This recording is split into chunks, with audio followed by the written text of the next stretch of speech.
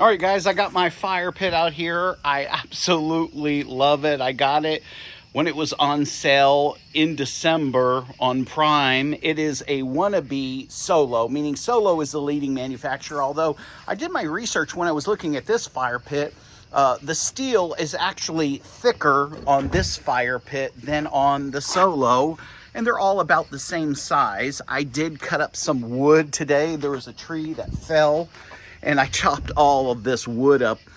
This is perfect. It's smokeless, and so when you're using this, as long as the wood is below the rim, there's hardly any smoke.